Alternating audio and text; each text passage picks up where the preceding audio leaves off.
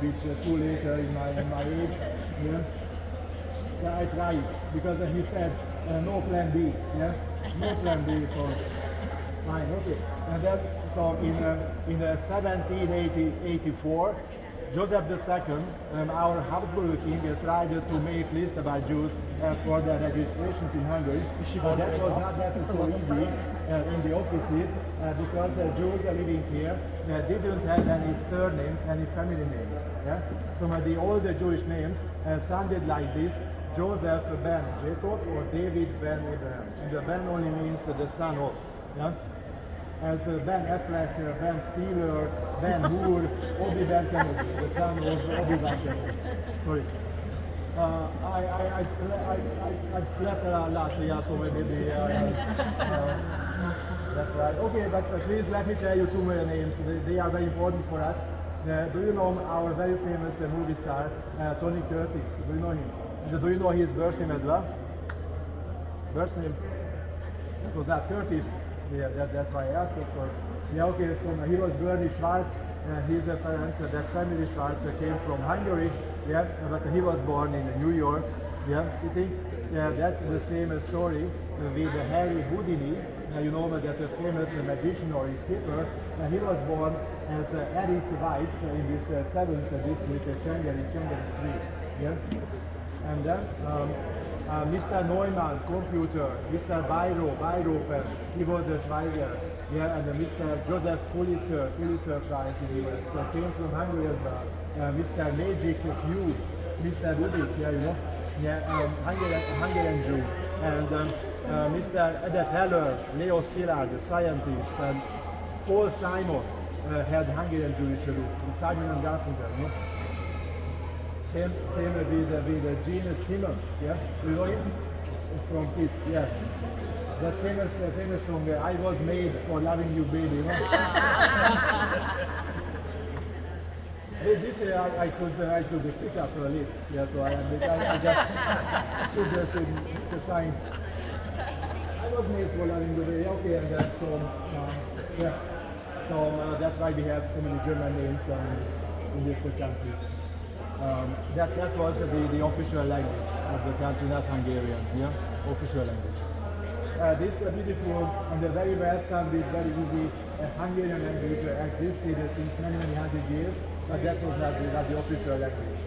Yeah, it was German because of the Austrians, Habsburgs. Yeah.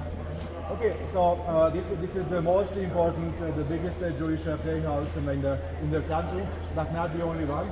Here in this very small place we can use other 33 functional synagogues, and we could use 45, maybe 50 today empty synagogues as well if we had so many Jews living here, but we don't have too many, or not so many as in the past, of course, unfortunately since the end of the war.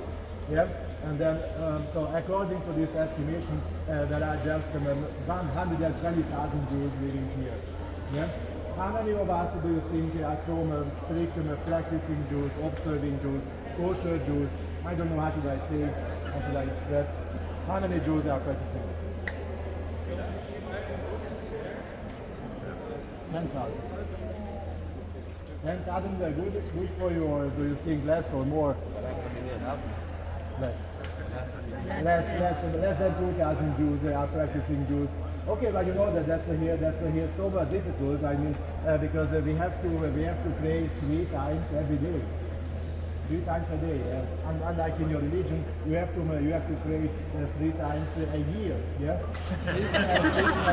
Christmas, Easter, and one Sunday. That's enough. Maybe if you found your church. And okay, so sorry, I'm just joking. Then so you know, but here 3 times every day. Yeah, and then we have to eat only certain foods, kosher foods, and we have so many Sabbath rules, as I mentioned, without mobiles, without lights at home or TV, so we cannot switch them on or off during Sabbath already. Yeah, so that have to be done before Sabbath. Yes, please. How do they have no lights on the Sabbath? We have lights during services, of course. Yeah. And then here there are many other co-workers who are not Jewish. Yeah. So they turn the lights. Security cleaners. Shadows go, you know. So okay, we pay for that. Okay, or in the past, the neighbor could do everything instead of Jews. Yeah, during Sabbath. But for that he got food or money or some presents. So not just for fun. So we need the help of a non-Jewish person. That we give something for that. Yeah. For that help, yeah. Yeah. Okay. Then in the past. Unfortunately, there is a new English speaking tool starting in 2 minutes. Okay. So as I mentioned, here we have so many synagogues, but not so many Jews are living here because we lost them during the Holocaust in the war. Yeah, same story as everywhere in Europe. The only difference was that happened here in the last year of the war, 1944. Maybe you know that a historical fact that the Hungarians always stood and fought on a loser side, German side, during the wars.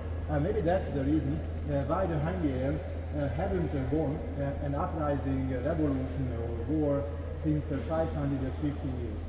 The last one that we won was against the Ottoman Empire, and that was not yesterday.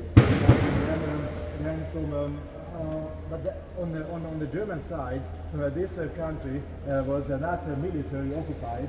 I mean not until March 1944.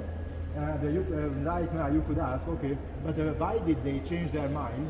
Yeah, because they figured out that the Hungarians tried to finish the war, tried to quit, as the Italians did 1 year before. Yeah, and losing Italy, the Germans needed our soldiers, support, techniques to continue and to finish the war somehow.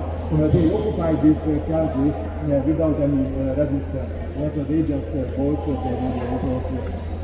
Is there somebody here in the group from Hungary or Hungary? No? Sure. Okay, then I can speak freely. Yeah, that's good.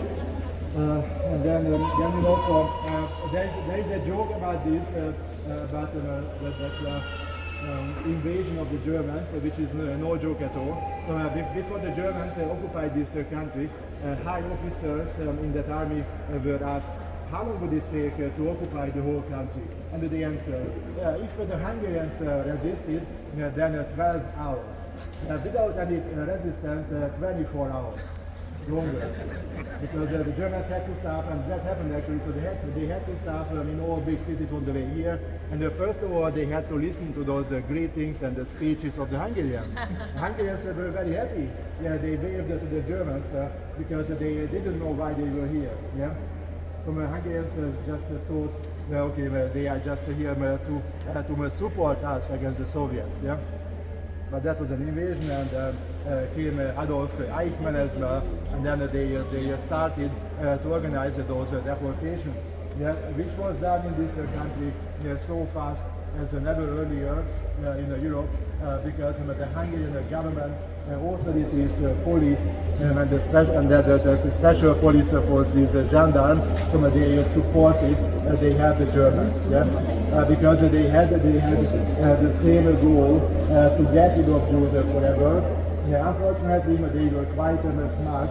So they knew very well if Jews vanished from here and never returned, so they could use their Jewish properties, belongings, houses, flats, restaurants, small shops, whatever they had, yeah, without paying for them, yeah. During those 4 months, so almost 745,000 Jews were deported. Out of that, almost 900,000 Jews and 600,000 never returned. 2/3 of them were murdered, mainly in Auschwitz-Birkenau. Many of them died in other labor camps, death camps, or in the ghetto. But soon we have to leave. Yeah. To visit the Jewish Museum. And as I told you at the beginning of the tour, that we have this ghetto exhibit, more information about life in Hungary between the two world wars, and about the life in the ghetto as well. Yeah? The synagogue survived the German period and also the communist period. So synagogues are... Yeah, that's a very good question. How the synagogue could survive everything since it exists. Yes, during the war, because of this ghetto with 75,000 Jews, this part of the capital was not so badly damaged, not so heavily bombed by the Americans. Yeah, and secondly, we didn't have that crystal night, Nacht, as in Germany, 1938. Yeah, thirdly. At the end of the war, in 1945, Hungarian soldiers, Hungarian Nazis, lost their interest to destroy synagogues just for fun, as they did in Germany in 1938. Unfortunately, they didn't lose the interest to continue those deportations with the rest of the Jews living in the ghetto in Budapest. Then some more details can be seen, can be found, but right now we have to leave the synagogue, and there is a new English speaking.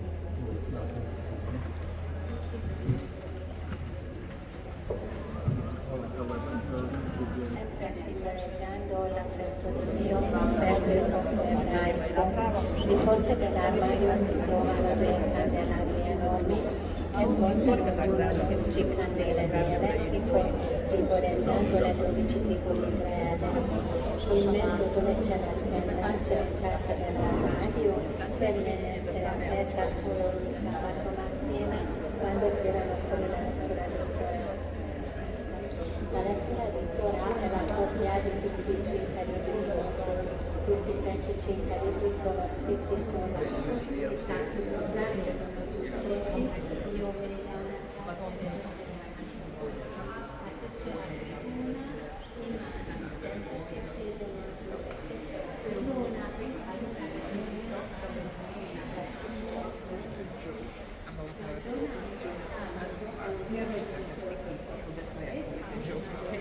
but here a country which is always occupied by other countries standing there on both sides of the border and losing their national profits.